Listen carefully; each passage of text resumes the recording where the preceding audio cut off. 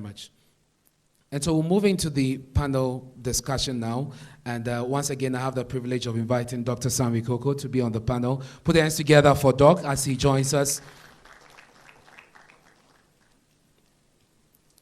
And would also be joined by the Director, Investor Services at the Ghana Investment Promotion Center, Edward Ashon Latte.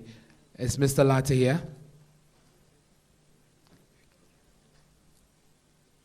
So Mr. Latte will join us shortly. I'll be moderating this session, and so it's just going to be for now, myself and Doc would have a good time because he has a lot to share with us. My name, by the way, is Ernest Mino. I work with Joy News and Joy 99.7 FM, subsidiaries of the Multimedia Group. Doc, I wanted to start on that note of the media, and forgive my bias, everyone, but I think it's a very important point that you mentioned. How do we change the narrative? How do we make the media viable? I mean, we are here and we definitely know about global networks and how the West is using that in its development narrative. But because of the lack of resources, the lack of funding and investment in the media, not just in Ghana, but in Africa, we are not just losing resources, human resources to the West, and if the BBC gives me an offer today, I'm sure I'll jump at it, but we are also not telling our own story. How do we deal with this?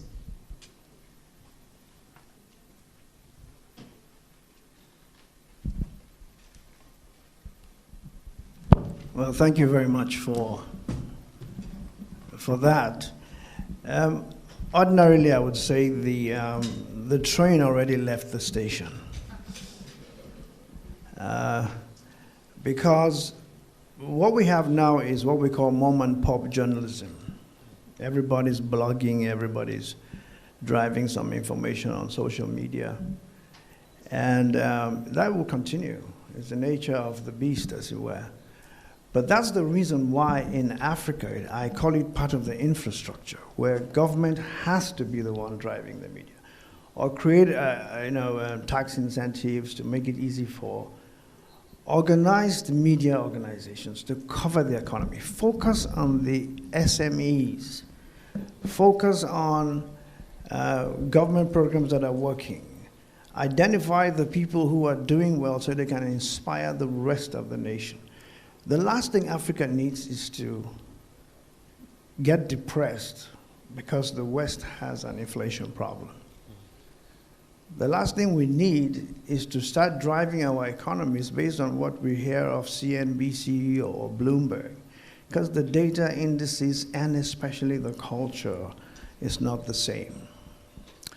But to do this today, we have to try and revive government-driven media organizations, but with an entrepreneurial bent. And it's not just in media, sorry to say, it's across the board. Right here near this hotel is a building that's not being used, that used to belong to Ghana Airways. We have the same situation in Nigeria. Why should a building be sitting empty when the youth in this country are looking for shared working space, they're looking for short-let office places? That's the kind of eddies that create things to happen. Government has to begin to think in that way. In fact, I think more entrepreneurs should be going into government than politicians. But it's the same across the board. So I hope I've helped. Well, that helps, but I also want to take the thoughts of Mr. Latte on this, especially because you mentioned that government must be deliberate about it. I'm not sure what the level of interest in the media is. As far as the GIPC is concerned, do you have people walk up to you? And what packages there are, really? Because we have government, and I don't know about the GIPC, but I know about the tourism ministry. You place very expensive ads on the CNN.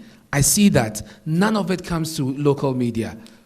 Why is that? And how can we deal with this? Thank you very much. I'll speak for GIPC. At GIPC, we have a very good relationship with the media because we consider the media as one of our key stakeholders in selling Ghana to the rest of the world. We constantly engage them We have special interactions on an annual basis, which our PR team drives. But on the media as a whole, I think that we all need to work together, understand each other, so that whatever message we send out there will reflect what is actually going on.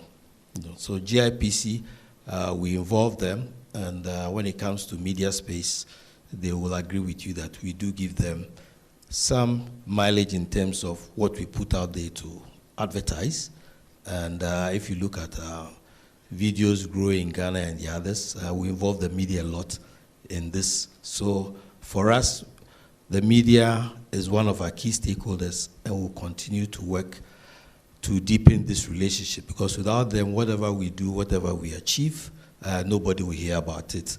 I think the other panelists mentioned that during his presentation, and so we take the media seriously, and we'll make sure that we work with them to achieve our objectives. And you talk about the new opportunities, for instance, in the climate sector. It looks the potential is great over there, but we don't see a lot of businesses going in there. Tell us generally about the risks involved in businesses, especially from the Ghanaian perspective, and what really is the plan to deal with this? Thank you very much. One of the major risks when it comes to doing business is the lack of knowledge. If you don't understand a particular sector, or you don't have information on what is out there, it will be risky to you, to borrow the word risk, to venture into that space. So the important thing is to understand the game. If not, there are specialists who can help you to understand that. That is on the personal level. Of course, there are some global forces also that we need to deal with. If you look at the global economic space, anytime there is a crunch, we all feel it. And sometimes people lose out, but that doesn't mean that they should stop there. Sometimes you need to reinvent or reposition yourself. And so on a constant basis, you need to be looking for new information on new opportunities and the likes. Of course, I mentioned carbon credits. We've all heard about carbon credit, but now the thing is, how do you take advantage of the carbon credits? And we have the Ministry of Environment, and that's why I say, look for the specialists, engage them so that you know how you can benefit from some of these opportunities. Carbon credit, I won't say I'm an expert when it comes to carbon credits, but if I really want to maximize the returns or benefits that the carbon credit program has to offer, I'll run to the Environmental Protection Agency and the ministry, understand it, and then look at the next steps. So in terms of risk, knowledge is key to minimize the risk. Of course, for the global pressures, if inflation or currency and the likes, and we've heard about the Ukraine war, its impact on us, those ones, yes, we need to see how best we can deal with it. But risk in general is part of business, and we just have to find innovative ways to mitigate the impact of these risks on our businesses. I think I'll say that for a start, and then as we go along, we'll share other ideas on the risk that we have. And I'll come back to you, Mr. Latte, because we want to know what are some of the most promising sectors that people who are gathered here today, for instance, can decide to venture into. But having worked in Nigeria, would you want to attempt that question about the promising sectors in Africa that we really need to push the resources into? Yeah, well, there are so many areas in Africa. The question is, which ones are going to give us the most leverage, especially with the fact that we have a teeming population. We're going to be about 1.5 billion in the next few years. We have the social media, which is a good and a bad thing, because it's completely discombobulated everything. Everybody's doing their own thing. So I think that where we should invest is in, first and foremost, is in areas of the economy that help the youth to generate and market ideas. That means starting from the educational system to change the way our people think, to change what we teach them in school, to give them opportunities. Africa, being young, should drive inclusiveness. Women in politics, women in business, women in... I think the whole world has a lot to learn from us. But when it comes to actual manufacturing and stuff like that, it has to be based on competitive advantage. Why would I may have deposits of gold, but if all the gold I have and I can mine for 10 years is not up to what someone in South Africa can do in 1 month, I will concede money for mining to the guy in South Africa for now. And let what I have represent reserves. Okay? The same thing with agriculture. So agriculture is always a winner. I don't know if any of you have ever experienced the magic of putting one seed in the ground and having a full harvest at the end of the season. That's true wealth. Let me just ask the question. Any of us tried farming, gardening, anything here? Have we, by hands? Okay, I see a few hands. Yeah. So probably you can relate with what Doc is saying. That's true wealth. And whether we're doing it directly or investing in agriculture, that's something we should do. I personally don't believe in esoteric things like carbon credits. I don't. I've had Germans come, want to use it for housing and all of that. It's not very transparent. And what does it got to do with Africa anyway? What am I doing saving the environment? I have coal. I'm sitting on top of coal. I need to fire it up to generate electrical power. And I'm sitting down here and I'm waiting for someone else. We just finished COP23 in Egypt. The Western world has promised us a ton of money for the environment. And after the discussions and the photo ops, there's no one to call. And some have said this carbon credit market is perhaps the way of financing climate change events and perhaps bringing the money back. We've heard many such things in the past. We want to see results. If I came to you and asked for money to feed my family because I had a business I wanted to do, and you said you're not going to give me the money because it doesn't meet your ESG framework, for example, I don't see how fair that is. I'm not saying it's not good, but I'm saying that Africa should keep looking. When you go for all these summits and conferences, push our perspective, push our opportunities, push the things we have to do. There's a lot of manufacturing that can be done in Africa. Africa is importing 90% of its furniture needs from the West. 90% of the major thing for the furniture is wood. It's coming from Africa. So I think we should have this sit together, all of us in Africa, and have a bit of coffee and wake up and just look at the situation the way it is and address it for a change. Very smart, very energetic, very powerful people, but we keep having these discussions. It's time to get some results. It's time to invite another panelist. Dr. Daniel Macaulay was supposed to be with us, but he sent a representative, and I understand he's here. If you may join us, please, upstage. Oh, our very own Prof. Put your hands together for Prof. Professor Ernest Kofi Abochi is the Dean of the UPSA Law School. Prof, apologies. Thank you very much. And once I have a familiar face on the panel, then you're not going to like me, Prof. I'm going to put you on the spot many times. Please forgive me. But I want to stay with you, Doc, on some of the suggestions you made. It was intriguing to find that you say we have the DFI reduced to 1.7. If, in fact, in Ghana, it's gone lower. Is that not an indication that Africa is doing well for itself? And so why is that not translating into economic prosperity that we all desire? It's a good question, because take most of African businesses. They're spending part of the profit that's supposed to even out as quality of life for our people is being spent on debt servicing. All right? You bring in foreign investment agencies into Africa. They say, we're going to give you $50 million, we're going to give you $300 million. They spend 80 or 90% of that on consultants that they bring.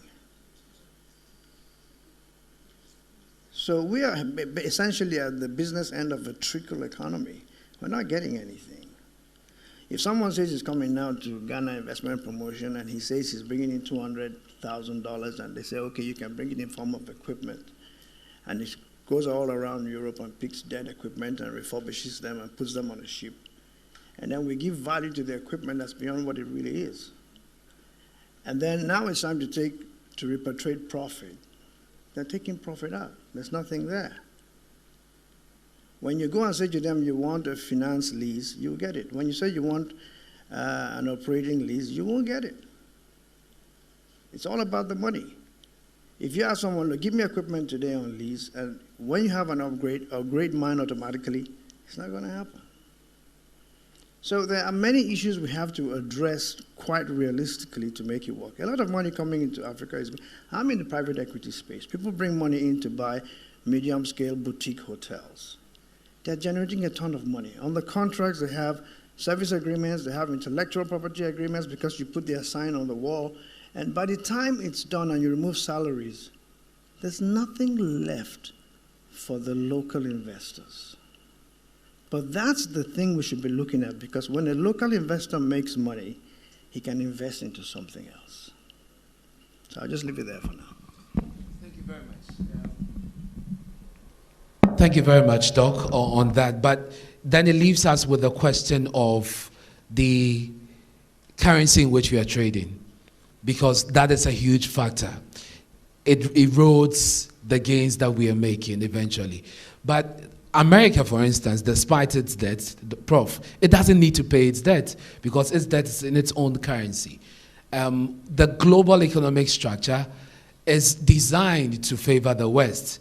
And so, irrespective of how much we are doing, as the picture suggests in terms of the numbers, it will come down to these. And in the last few months, Ghana's own economic issues has largely been as a result of the depreciation of our own cedi. And so how do we walk this tight economic rope? How do we liberate ourselves, so to speak, from this? Because it's a global system, it's a global structure, and we need to find our way out of it. Well, thank you very much. Well, first of all, I do not represent Dr. Macaulay, so nothing I say bind him. It's me. Well, thank you for the question. I think it's important, first of all, for us to remember that the global structure we have today is largely a reflection of the Second World War. The Second World War ended, a certain global economic architecture was put in place. The World Bank, the IMF, liberated Europe, and then afterwards they became essentially for the world. The US dollar has become the most important trading commodity in the world today, again, largely because of geopolitical dynamics of oil in the Middle East, which now, from the look of things, with the formation of the BRICS, among others, there appears to be some shift. The reality, however, is that we are still not going to witness a new major currency that would compete with the US dollar, certainly not in the next 20 years, realistically speaking, because the dollar has been so hegemonic and so strong that even currencies like the UK pound, which is even stronger than the dollar, it's not globally that attractive as a medium of trade as much as the dollar is. But for those of us in Africa, we should be interested in one particular thing. And here's what I say. We have had the Pan-African Payments and Settlement Systems, the PAPS, recently designed and implemented.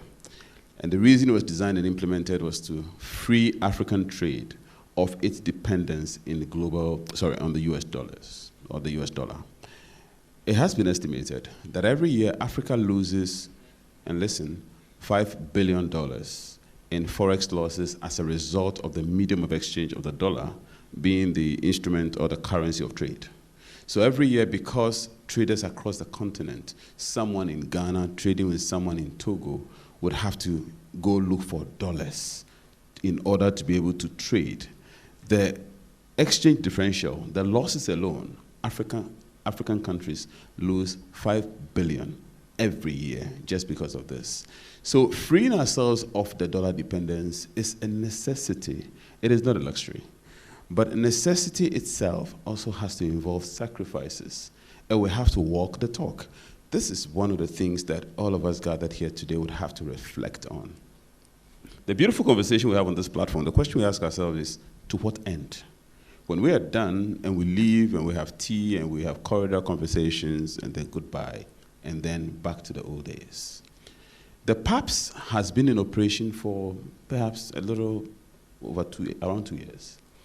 And already that mechanism is suffering in a significant way because banks and African banks are not willing to use the PAPS, the payment system in which a Ghanaian trading with someone in Zambia doesn't have to look for dollars. You basically move from this side of the world with cedis, and then they meet you from the other side of the world with kwacha, and everybody uses their own currency of trade, and things work smoothly.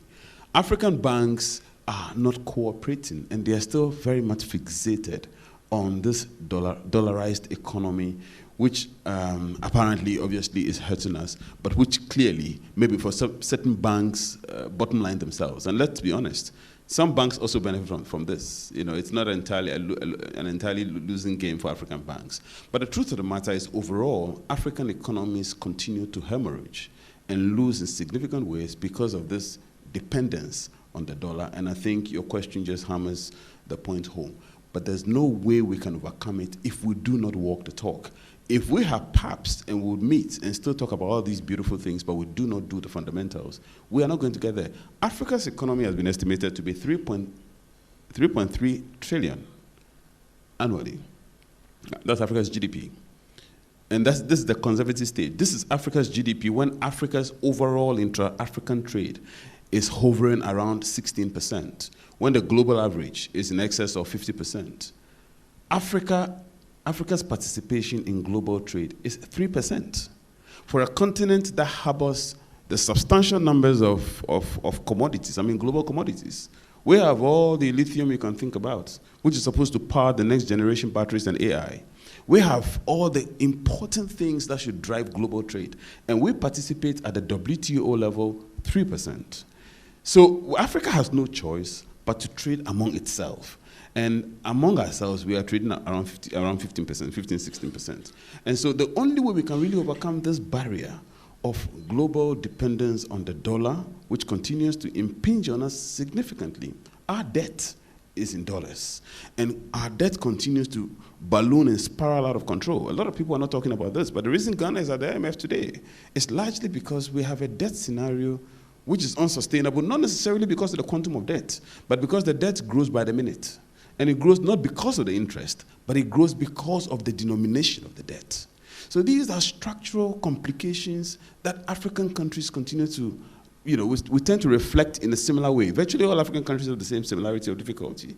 And it's about time that we look at these things and not just have, beautiful conversations. I like beautiful conversations. But if it ends at the table, there's something to be somewhere else next year, and we'll repeat the same conversation. And in some ways, it doesn't become helpful. And so we have PAPs, and then we have, let's put our hands together if you want to. And so we have PAPs, and now we have AFTA. And just last week, your boss, GIPC, Yofi Grant, was in Cape Town. There was a conversation there about AFTA and its potential for Africa and all of that. It means that, though, the issue is not about lack of ideas, as you intimated earlier. It is the lack of the political will, as Prof is alluding to. But how do we get there? If we have regional bodies, if we have regional bodies and all these sub-regional bodies, we're supposed to have had one currency for West Africa, I think, and Africa as well. We don't know where all of that is headed. Is it time that businesses begin to take a more strong position on this issue if our governments won't? Well, first of all, I must say the PAPS is one of the most brilliant ideas I've come across, an idea whose time has come, is overdue. The problem with that is it's mathematical. If I'm trading with someone in Zambia, let's take the dollar out of it. What is the basis of our trading? There's got to be some number, some algorithm of some sort that will make me know that as a Gambian I'm getting good value, or as a Zambian I'm getting fair value. And that's the reason why we keep falling back to the dollar. So This problem has to be solved, but it has to be solved pragmatically, and it has to be solved as soon as possible, but it's not going to happen overnight. Okay? In trying to really resolve this, I think what we should do is look at our regional banks. We have commercial banks in Nigeria operating in Ghana. We have Ghanaian banks operating, I think, in other places, and so on and so forth. Each of these banks is representing its shareholders. And to some extent, sometimes, depending on where you stand, the values or the systems or the output or the requirements may not be the same for everyone. So we have to look at our regional banks. ECOWAS, for example, has a regional bank for, I think, development and whatever. Nice building in Togo. Very nice building in Togo. But I don't think that's what the building was for. I'm sure you have something similar in East Africa. It's time to see a rise of this, because these are the people who can create an algorithm that doesn't necessarily have to be currency-based, but allows us to determine the value of trade we're having in Africa across currencies. I favor 2-3 currencies in Africa, for example, as a good start, but who's listening to me? You know, so that's really the point. We have to really sit together and literally do what the young crown prince in Saudi Arabia did. Lock all the big politicians to one hotel and say, you're going nowhere until we solve this problem. And as funny as it sounds, it's something similar that we have to do. The dollar has become a way we all count our own profit. You know, the figures that Prof gave, very nice figures, but totally incomplete. When you add the number of parents who are using foreign exchange to pay for fees for their students abroad, whew. When you look at the fact that all of the African GDP is less than the black American economy, so there's a lot of work to be done. And I agree with Prof 100% and everyone else here that it's time to roll up our sleeves and come up with something. It may not be perfect the first time, but what we need to let African economists know is this: failure is an acceptable byproduct of experimentation. He deserves a round of applause. And so I'll come to you, Mr. Latte, as we wrap up on this conversation, and I'll just go around on this. Again, to quote Professor Abochi, beautiful conversation. We need to start from somewhere. From the investment promotion angle, what is it that we can do that can rapidly bring us to that point? Because point is, we need to leapfrog.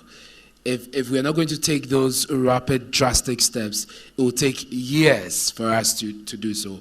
And we are at a very critical juncture in the history of the world, in the history of Africa, and we need to do something.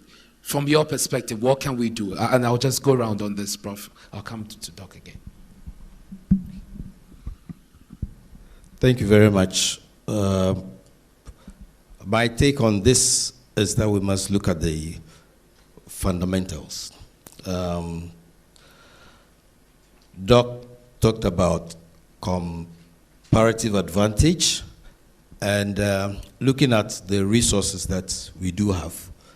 We need to really dive deep, talk to the practitioners and find out what they think we can do to sustain the gains that we've made. If it's not profitable to process a particular commodity at this point in time, I don't think we should waste resources. I mean, going to that angle. Let's look at where we can, build on and have sustainable gains. Then we can look at how we can drag the others along. So dialogue, yes, we always talk, but at the end of the day, we need to make sure that we start something so that next time around we can say that, well, GIPC, we engage these people. This is what we did for them, and this is where we are. Talking about the youth, we started this laudable program of the Young Entrepreneurs Forum. Now we have the Ghana Youth Authority and the others joining us. We have the practitioners offering mentorship programs, and I'm just using this as an example.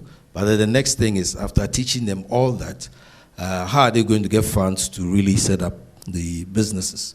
Now we talk a lot about startups. The ecosystem is growing, but they need support. So these are some of the areas that I think we can look at to really provide the needed support. Once they take off, I believe that we can build on that, and then others will follow. So it's a two-way thing, and we must also manage our expectations given the situation in which we are, and we cannot just copy something from somewhere and hope that if we implement it fully, it's going to work. That is my take, and I believe that most people who've tried to implement foreign policies or ideas, 100% have had hiccups along the way. So let's look at our situation and then build on it. There's no need to, let's say, feel shy about, well, this man did this thing, but for me, I think I can start from point A instead of the other man starting from point C. It all depends on our strengths and how we can move forward. If you don't build a solid foundation, you can go up there, but the slightest shock, you come crashing down. So I believe in having a solid foundation before we look at the next steps. Thank you. Thank you very much. And we've been at this for a while. Prof, I'll take your final words on this, but I wish that you could also touch on the legal regime as well. Do we have favorable laws that facilitate all these trade, investment, partnerships that we talk about? If you've taken a cursory look, what are your thoughts? But before I touch on the legal thing, if you allow me, I think that Africa's lack of strategy is also a problem. Many parts of the world these days have strategic plans to respond to the world. If you have no strategic plan, you become a receptacle of things happening. You do not have your own plan of reaction. And I tell you this, does Ghana... Before you move on, yeah. In Ghana, for instance, we've had our development plan. Well, that's not what I'm talking about. I'm talking about strategic plan. How different is that? Well, the difference is that the strategic plan responds to happenings and events around you. So, for example, did Ghana have a Brexit strategy plan? Now, the UK is... Lately, the UK has been a darling boy of Ghana, and I'm sure many people may not have realized that part of the reason is because they are looking for external markets outside the EU because of Brexit. We could have been preparing for Brexit, because that meant we would have had a dual approach to Europe, one for the UK and the other for the EU. Does Ghana have, for example, an American strategic plan? Now, that's an important one. I'm saying this because of geopolitical tensions, the US, for example, has been recrafting its own economic relationship with countries around the world. So, for example, they have developed a new concept they call the nearshoring. So, formerly they will call it offshoring, where they send investment abroad. And China became the biggest recipient of that. The US-China situation, which everybody knows, has resulted in the situation in which Mexico, which formerly had American investment, which were sent to China, is now beginning to welcome American investment. And it's been estimated that with the sheer volume of American companies that are relocating from China to Mexico, Mexico may overtake China as the manufacturing hub of the world in the next 5 years. The point I'm making to you is, Ghana should have its own, and Africa should have its own investment strategy, because many countries, because of their internal politics, are now beginning to reflect various dynamics of investment. So in the US, if you are an aspiring president and your message is that you're going to send jobs abroad, you're going to invest in other countries like China and Co., of course you're losing. You have to convince the American people that you are bringing their jobs back to them. And what that meant is that not only are you even nearshoring, but you are literally actually localizing. With AFCFTA, many companies will now have to do location within Africa to take advantage of the rules of origin. Under the rules of origin, you will not be allowed to trade within Africa unless the goods in which you are trading originated from Africa. So that is an investment strategy. What that means is that if you're an investor, you can't just be in China and export. You will have to pay tariffs at the borders. To avoid the tariff difficulty, you will have to locate on the continent. It's an investment inducement strategy, and my very good expert on investment here, knows all about that. There's no need to talk about the detail. But the truth of the matter is, we need to have the kinds of strategies that, one, attracts investment, Two, respond to global geopolitical things happening, some of which present risk, for which we must have countervailing strategies. Others present opportunities, for which we have to exploit. Very often, we're just very happy to receive the fallout of these complicated global geopolitical tensions, either in the Middle East.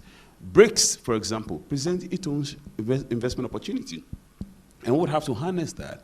But I'm just putting the issue out there because you're asking for wrapping up on this and there's no time. But I'm just putting the issue out there that we cannot do well if all we do is to reflect things happening as opposed to being a strategic beneficiary of that. China benefited from America's high wages because in the US you have to pay, what, $10, $15 and more. Now it's in some places even $100 an hour. And China, people were ready and prepared to accept $2, $3 an hour. Skills level comparative.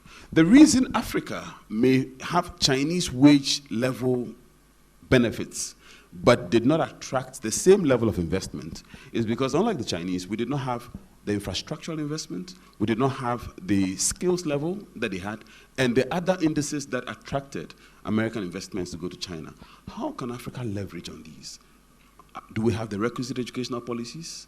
Are we still going to go by the business as usual model, where there are some things where businesses do not want to talk about?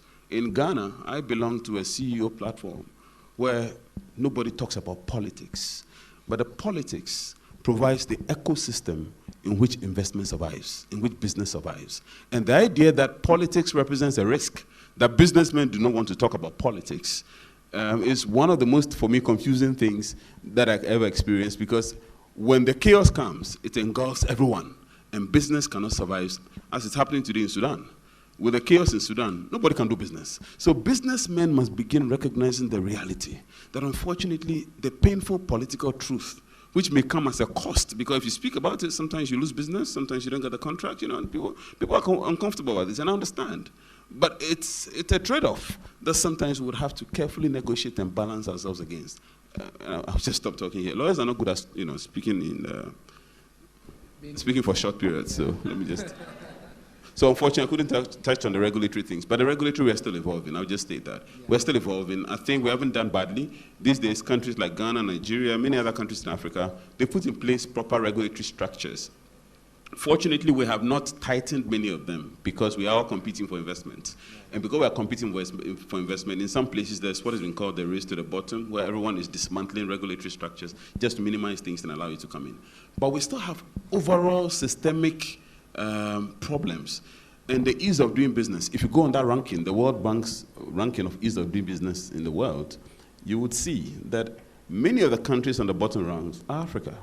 And it's not necessarily because we have the tightest investment rules, but it's because the way things are structured and deployed, including the cost of doing business, which is the aspect of corruption, the fact that you have the rent seeking, the fact that you have to pay people along the way, and all that. All these contribute to the ease of doing business that makes nonsense, even of good regulatory risk and regulatory rules. You can have the best regulatory rules. The reality is, I'm supposed to sign this document, and I'll tell you I'll sign it, but I never sign it. So on paper, the rules are beautiful, but on the ground, we still have ways of going about these, negotiating ourselves around these to ensure that people are frustrated. And I think that's what the doctor was talking about earlier. Some of these, I think, when we're able to overcome them, I think we'll do well. But the investment picture and the economic picture in Africa, the outlook is overall good. There are just underlying undercurrents that needs to be, we have to approach it, beyond the beautiful conversation. That's the point I was making, that we all know the truth. That's the truth. We all know the things. We just have to approach it accordingly. Thank you. Thank you very much. A round of applause for Professor Ernest Kofi Abochi. Beautiful submission there, and we'll be wrapping up the conversation now. And Prof, good you touched on the issue of the regulation, because our next speaker will delve much deeper into that. And just before then, let's put our hands together even as they take their seats. Thank you very much, Dr. Sam. Thank you, Professor Ernest Abochi, and thanks to Mr. Edward Latte, who is Director, Investor Services at the Ghana Investment Promotion Center.